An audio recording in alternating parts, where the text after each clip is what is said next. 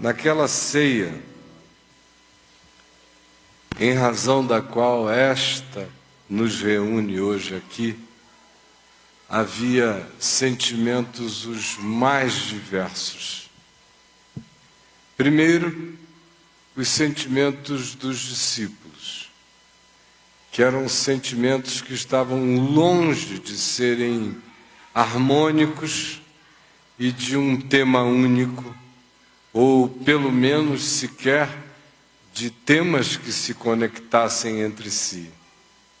Se não observem as alusões aos sentimentos explicitados nos evangelhos e que estavam presentes nos corações daqueles que se reuniam à mesa com Jesus naquela noite. Primeiro, havia um sentimento comum de melancolia, de uma melancolia que eles não sabiam explicar, que latejava dentro deles. Havia uma sensação de despedida, de que alguém muito amado, o mais amado de todos, pudesse de repente partir, se ir, e o coração deles carregava essa suspeição. Segundo, havia um sentimento de medo, porque uma das perguntas presentes naquele ambiente tinha a ver com a sugestão que Jesus fizera de que um deles haveria de traí-lo. E surge um burburinho no meio do grupo. Quem será? Quem será? Quem é que vai traí-lo entre nós? Pedro chega mesmo a pedir que João, que estava com a cabeça reclinada sobre o peito de Jesus, perguntasse a Jesus quem era o traidor. E Jesus, tomando de um pedaço de pão, o quebrou, o molhou no vinho,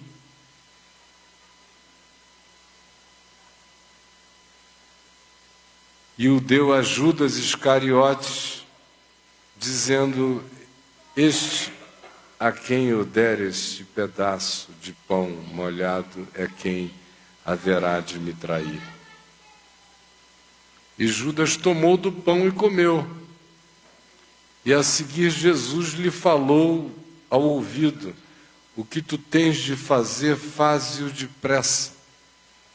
Mas mesmo tendo havido toda essa encenação, eles não perceberam de todo o que estava acontecendo e julgaram que Jesus tinha dado uma instrução a Judas para que se levantasse da mesa e pegasse algum dinheiro e fosse socorrer os pobres, porque Judas era o tesoureiro do grupo. Outro sentimento era um sentimento de martírio. Jesus tinha dito: para onde eu vou, vós não podeis ir agora. E Pedro, inconformado, disse: Senhor, para onde tu vais que nós não podemos ir agora? Eu estou disposto por ti a oferecer a minha própria vida. Havia no coração dele o latejamento também do sentimento de que alguma coisa que se misturava entre a gravidade, a nostalgia, a saudade, a partida, o perigo, poderia significar que houvesse de súbito a demanda de um enfrentamento. E ele disse: se tu te referes a teres que fugir daqui, a te exilares por causa do perigo, eu estou disposto a impedir qualquer que seja ameaça a ti, oferecendo a minha própria vida. Outro sentimento foi aquele que decorreu dessa declaração de Pedro, porque Jesus disse: tu dares a tua vida por mim? Em verdade eu te digo que hoje, antes que o galo cante 3 vezes, tu me negarás. E aí instala-se um sentimento de temor da negação, nostalgia, traição, martírio, negação. Há outros sentimentos presentes também. Há uma dúvida sobre o significado de ter andado com Jesus até aquele dia, até aquela hora, quando Jesus disse que se avizinhava a hora dele ir para o Pai, e acrescentou: mas não se turbe o vosso coração, credes em Deus, crede também em mim. Na casa do meu Pai há muitas moradas, se assim não for, eu vou-lo teria dito, pois eu vou preparar-vos lugar.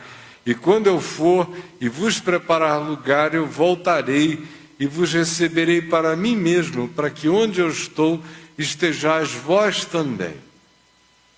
E é quando Tomé pergunta e afirma: Senhor, nós não sabemos para onde tu vais, como saber o caminho? E Jesus disse: eu sou o caminho, e a verdade, e a vida. Ninguém vem ao Pai, senão por mim. Se me tivesseis conhecido, conhecerias também a meu Pai. Desde agora o conheceis e o tendes visto.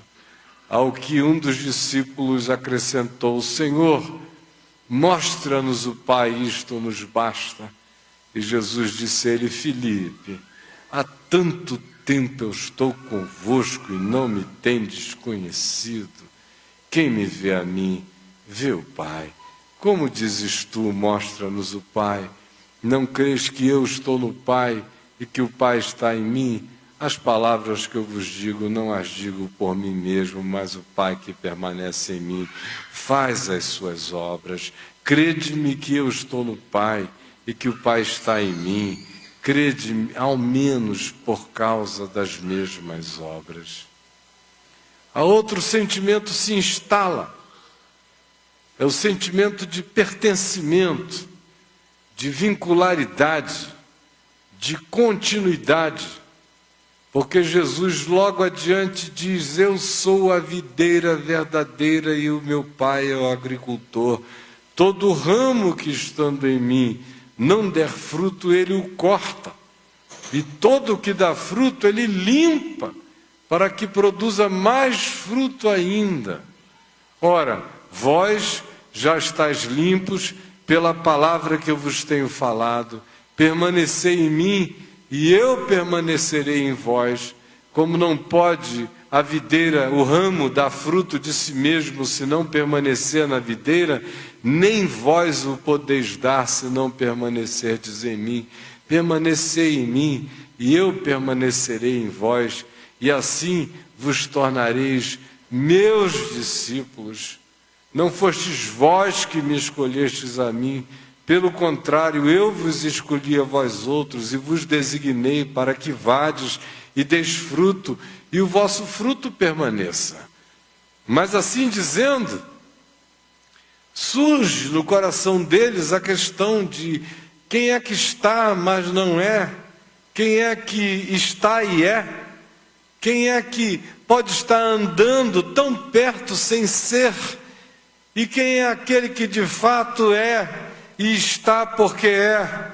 Quem é aquele que está dando fruto? Quem é aquele que apenas se vincula pela familiaridade, pela proximidade, pela geografia, pela osmose do andar, mas não tem relação intrínseca na frutuosidade, no brotar, no tornar-se continuidade genuína e expressiva da natureza dele? Quem é entre nós aquele que porventura seja o que está ligado para dar fruto, e quem é aquele que tem apenas a conexão aparente, mas que não dá o fruto da vida e pode ser cortado? Aí vem com as afirmações seguintes de Jesus, quando ele disse que ele não os deixaria órfãos. abate-se sobre o coração de todos eles um sentimento súbito de orfandade. O que será que ele está querendo dizer? Esses 3 anos e 6 meses de caminhada vão ser interrompidos para sempre. Aí Jesus agrega mais coisas, dizendo a eles: olha, o mundo vai ficar muito alegre, vocês ficarão muito tristes, porque para onde eu vou, vós não podeis ir, mas eu não vos deixarei órfãos. No entanto, convém-vos que eu vá. Porque se eu não for, o Espírito Santo, que habita convosco, não poderá vir para morar em vós, para residir em vós. Mas o coração fica tomado por aquele sentimento de uma despedida de um irmão, pai de um pai-irmão, de uma orfandade horrível. Agora já não tem mais nada a ver com quem vai trair, com quem não vai trair, com quem vai negar, com quem não vai negar. Vai se instalando dentro deles a sensação de que algo se separará, de que algo mudará, de que um novo status relacional está para se instalar, está para acontecer, de que uma virada vai se dar, de que cordões serão cortados, de que tangibilidades serão afastadas,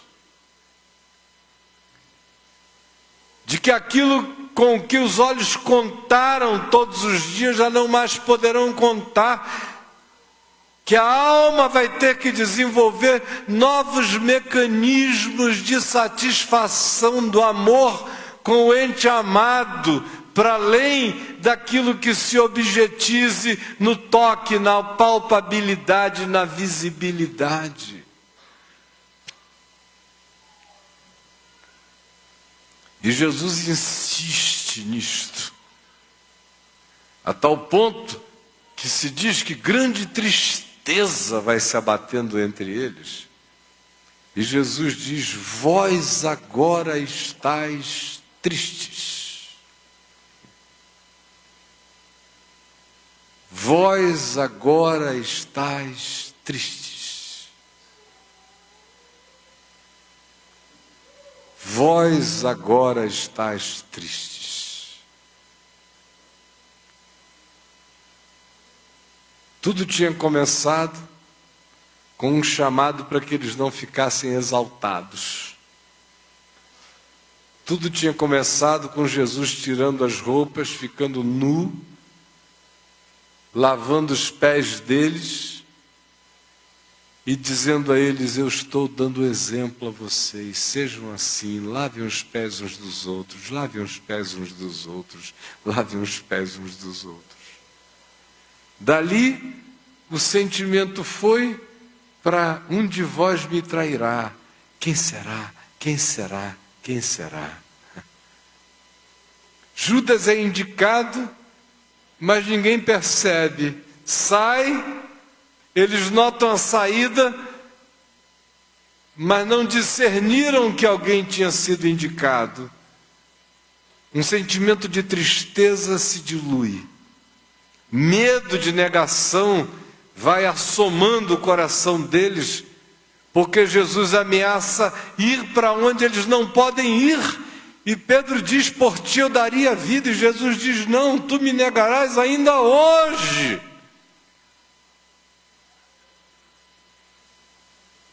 Aí o sentimento de negação, com traição, com medo de se tornarem exaltados e loucos e surtados, dá lugar agora a esse sentimento de afastamento, de impossibilidade de acompanhar Jesus, que se aprofunda na certeza de que eles teriam que viver agora uma relação de não tangibilidade com Ele, mas de intimidade, de internalização, e que aquilo ainda passaria por um processo parturiente, como o da mulher que está para dar à luz, que naquele momento que antecede a gravidez, entra nas dores e nas convulsões do parto, e Jesus diz: é essa contração de agonia que toma conta de vocês, mas será parido algo novo. Vós agora estáis tristes como a mulher quando está para dar à luz. Mas uma coisa eu vos digo: outra vez eu vos verei. E quando eu vos vir outra vez, e vocês me virem ressuscitado de entre os mortos, vitorioso sobre a morte, a vossa alegria ninguém poderá tirar.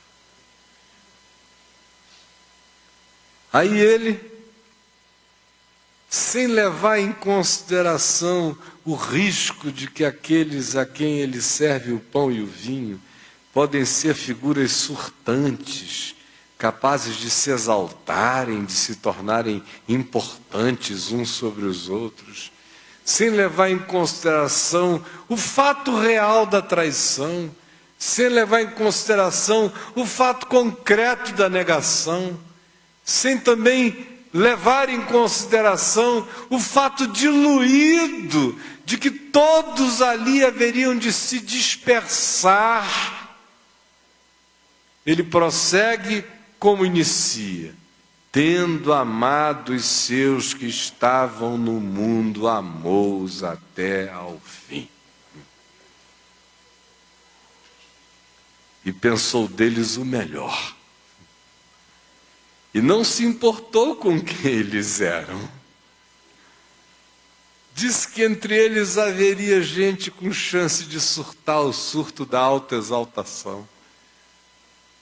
Diante desses ele fica nu e se ajoelha e diz: pelo amor de Deus, olhem para mim, olhem para mim, olhem para mim. Façam assim uns com os outros, façam assim uns com os outros, façam assim uns com os outros. Mas não abandona ninguém. Haveria ali quem iria traí-lo por uma bagatela. Mas ele dá o pão para o cara e serve o vinho. E o sujeito comeu e bebeu. E foi porque quis. Poderia simplesmente ter voltado atrás. Não haveria nenhum karma, nenhum fatalismo.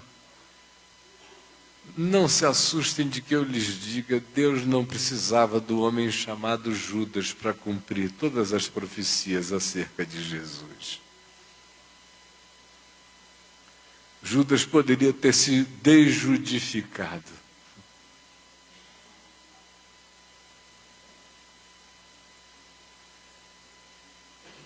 O galo cantaria 3 vezes, com Pedro ou sem Pedro. Pedro não estava predeterminado.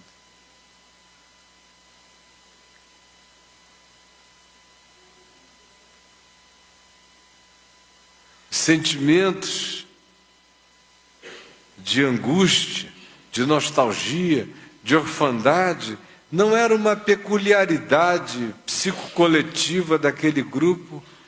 Se nós todos fôssemos trasladados para aquele cenário, para aquele ambiente, nós todos, e entre nós todos, haveria o arquétipo Judas, o arquétipo Pedro, o arquétipo João, que deita a cabeça no peito, como se ele estivesse para além da chance da traição e da negação de qualquer coisa.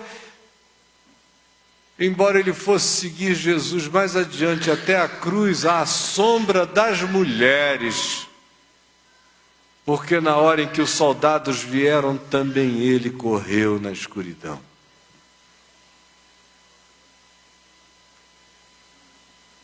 Aquela ceia cabe todinha aqui, nós todos cabemos todinhos dentro daquele lugar.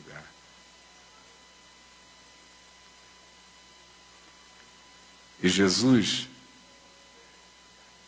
não quer saber se alguém vai trair, se alguém vai negar, se todos vão se dispersar, se não compreenderam, se ainda têm perguntas, se ainda carregam dúvidas, se não entenderam ainda que melhor do que Jesus fora de nós é Jesus em nós.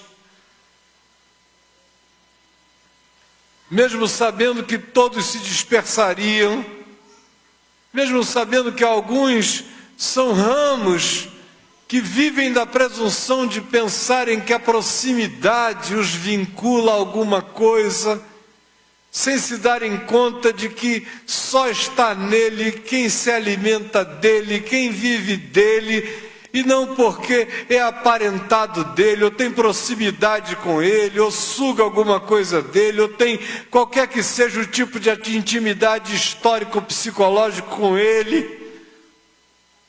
Ele continua pensando de todos eles o melhor. E dizendo acerca de todos eles o que de mais sublime se pode dizer. E fazendo acerca deles a oração que parece que nem tem a ver com eles.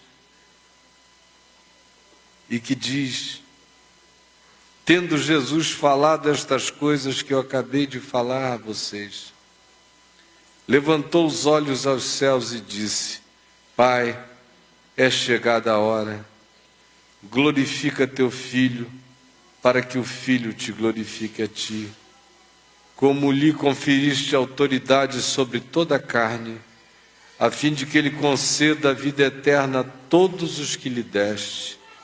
E a vida eterna é esta: que te conheçam a ti, o único Deus verdadeiro, e a Jesus Cristo a quem enviaste.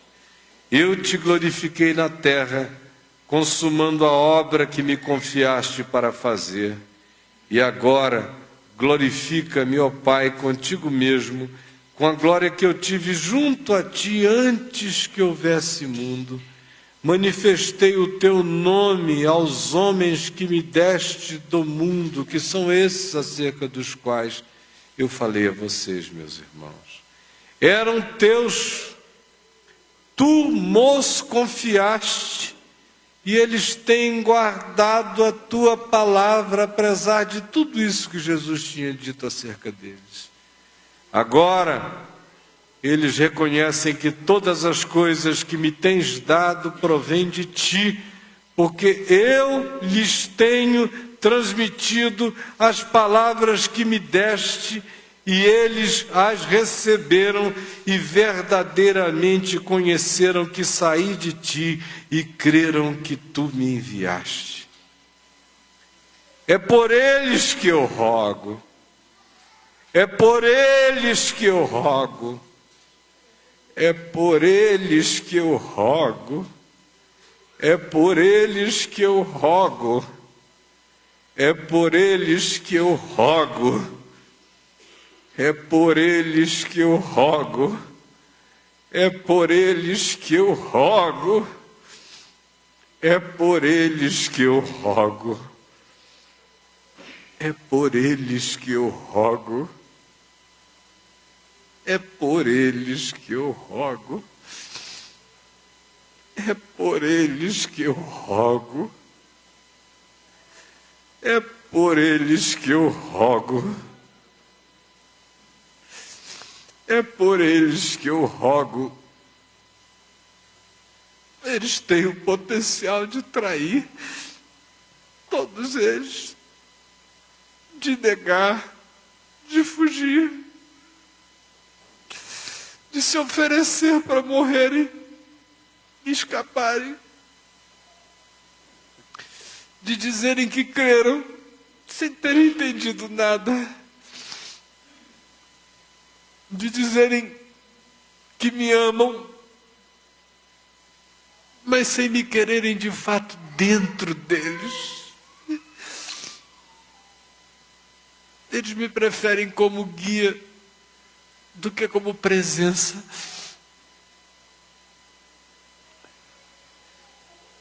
Eles me preferem como a bandeira de sua proteção do que como força de sua habitação.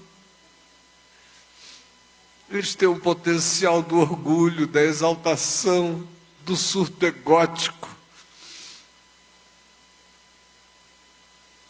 de pensarem que eles podem viver de si mesmos e por si mesmos, que eles possam se garantir. Eles têm o poder da depressão, da nostalgia, do medo. É por eles que eu rogo. É por eles que eu rogo. Porque eles eram teus, tu os confiaste, e eles têm guardado a tua palavra. É por eles que eu rogo. Não rogo pelo mundo, mas por essesinhos que estão aqui. Porque apesar de tudo isso, eles são teus. É por eles que eu rogo. Ora, todas as minhas coisas são tuas, e as tuas coisas são minhas, mas é neles pelos quais eu rogo e que tenho o potencial de tudo isso, que eu sou glorificado. Já não estou no mundo, mas eles continuam no mundo hoje, amanhã, depois, todo dia. Só tu sabes até quando. Ao passo que eu vou para junto de ti. Pai Santo, guarda-os, guarda-os, guarda-os, guarda-os em teu nome que me deste, para que eles sejam um, assim como nós. Quando eu estava com eles, guardava-os no teu nome que me deste e protegi-os, e nenhum deles se perdeu, exceto o filho da perdição, para que se cumprisse a Escritura. Mas agora eu vou para junto de ti, e hoje ele diz: hoje eu estou em ti, junto a ti. Isto, diz hoje ele, eu já não falo no mundo, mas é por eles que eu rogo, para que eles tenham o meu gozo completo em si mesmos. Eu lhes tenho dado a tua palavra, e o mundo os odiou. Se eles têm andado conforme a minha palavra, o mundo os odiou e sempre os odiará. Porque se eles têm andado conforme a minha palavra, apesar das relatividades deles, eles não são do mundo, como também eu não sou. Não peço que tu os tires do mundo, eu só te peço que tu os guardes do mal. Eles não são do mundo, como também eu não sou. Santifica-os na verdade. A tua palavra é a verdade. Assim como tu me enviaste ao mundo, do mesmo jeito também eu os envio ao mundo, para que eles me repitam na terra. Ajuda-os a me repetirem na terra, apesar das fraquezas de todos eles. Permite que cada um deles me repita na terra. E a favor deles eu me santifico a mim mesmo. Eu sou o sacerdote da vida deles, o sumo sacerdote, que posso me compadecer das fraquezas deles, porque eu mesmo fui tentado à semelhança deles em todas as coisas, mas sem pecado.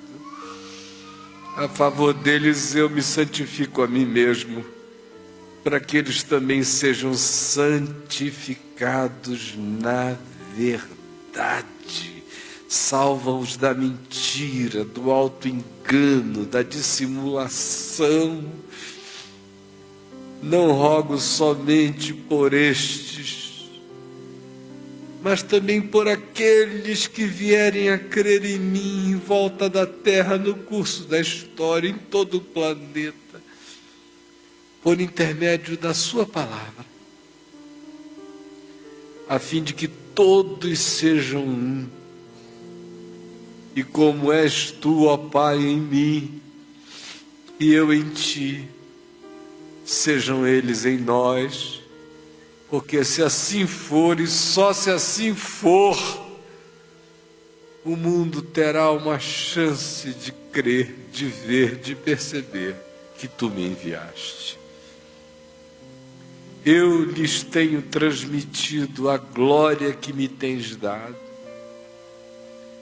e a minha glória é essa: é o amor que não trai, é a humildade que serve, que sendo Deus não julga como usurpação o ser igual a Deus, que dá ceia até a quem vai nos vender, que confia até em quem vai nos trair.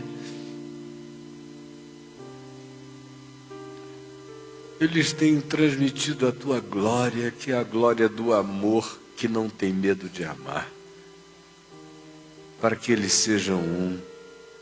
Só assim eles aprenderão a ser um, vendo como foi que eu os amei, como foi que eu transferi glória para eles. Assim eles aprenderão, quem sabe, a se tornarem um, como nós o somos, ó Pai. Eu neles e tu em mim, a fim de que eles sejam aperfeiçoados na unidade, outra vez, para que o mundo conheça que tu me enviaste e os amaste, como também amaste a mim.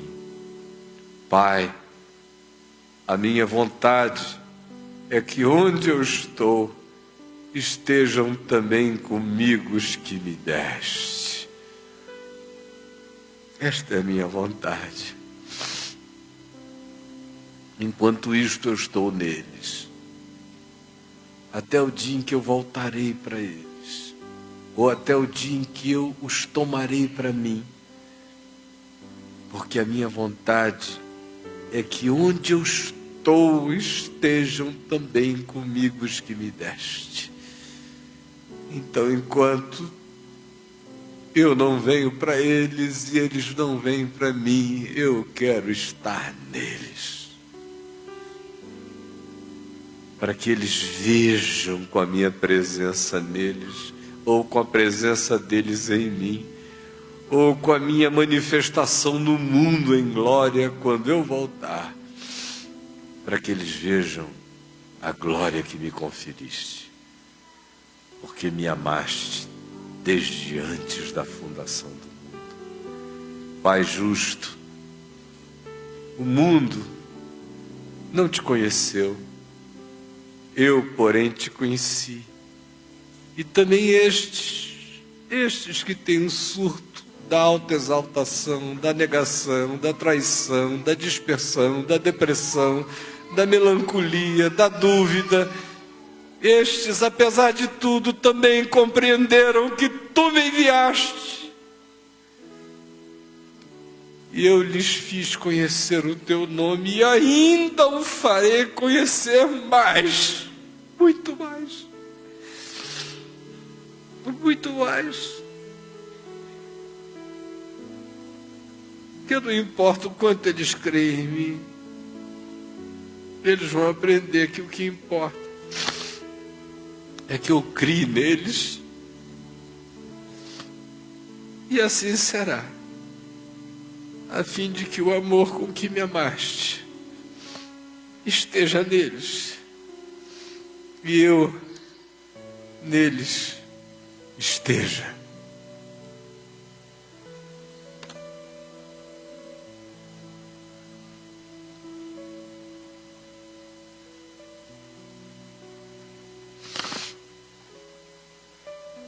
Esta ceia não é diferente daquela.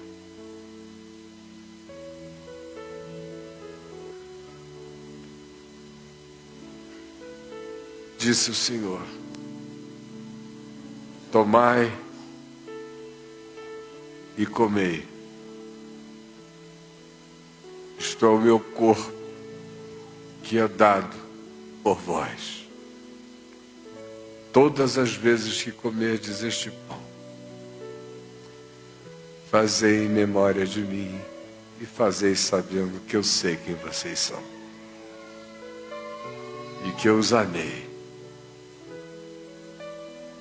e que eu os escolhi, e que ninguém aqui é uma surpresa para mim.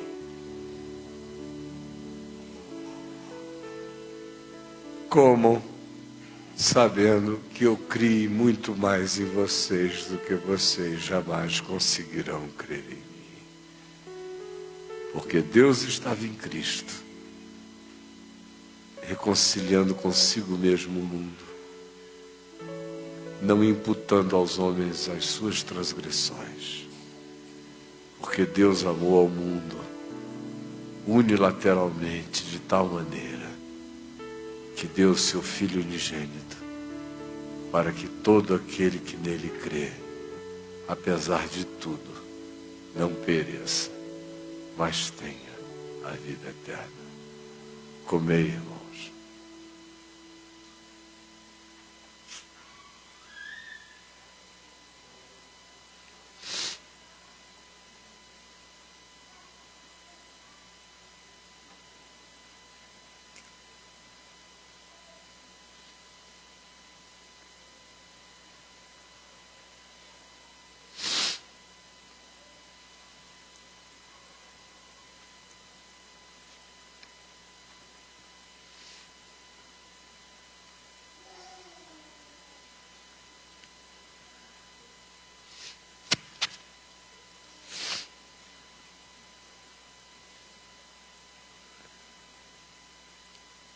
Fiel é a palavra, digna de toda aceitação,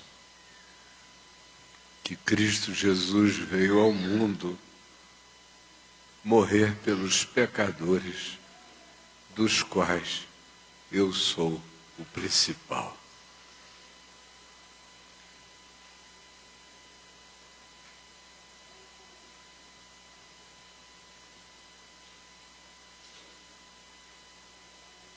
Por semelhante modo, depois de haver ceado,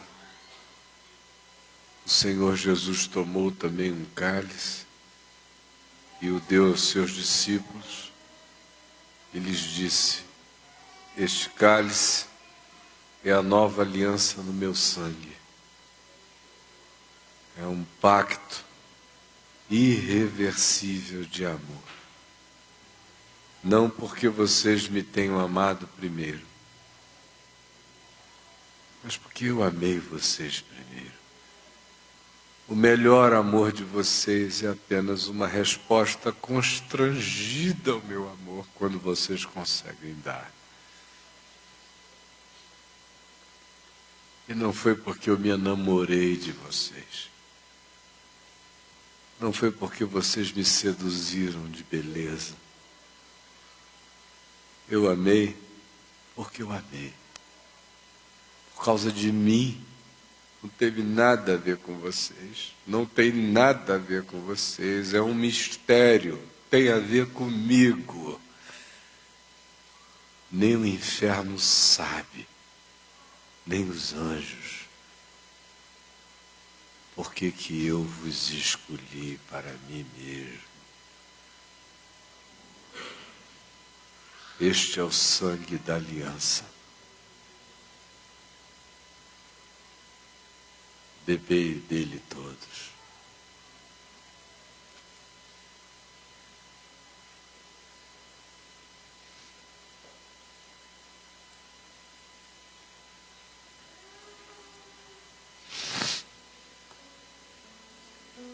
E agora, ponhamo-nos de pé.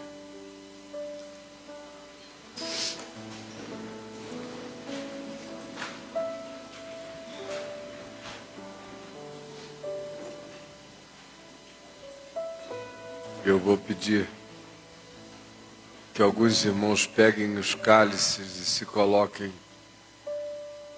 passando pelas laterais para recolherem. Peguem as bandejas e passem pelas laterais recolhendo os cálices.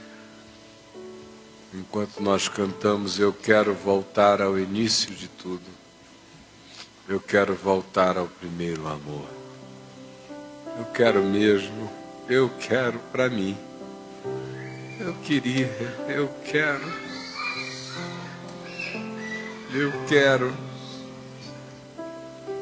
Eu quero ficar virgem de alma para ti, Jesus. Quero ter a fé mais simples.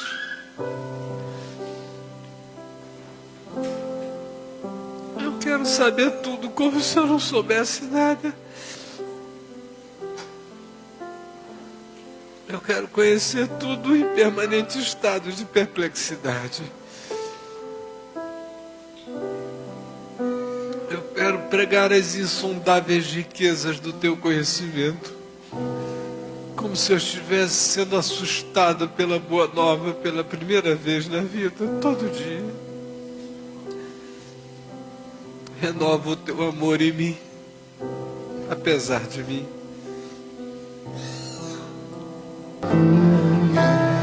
O amor ao primeiro amor, eu quero voltar a Deus.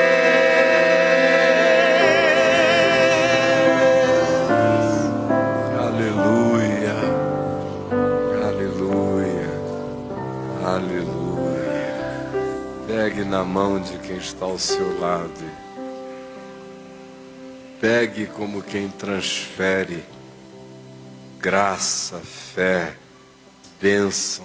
Pegue dizendo na sua mente: Senhor, eu abençoo essa pessoa, esse meu irmão, essa minha irmã. Eu abençoo a semana dele, a semana dela. Abençoo o corpo, a saúde dele, a saúde dela.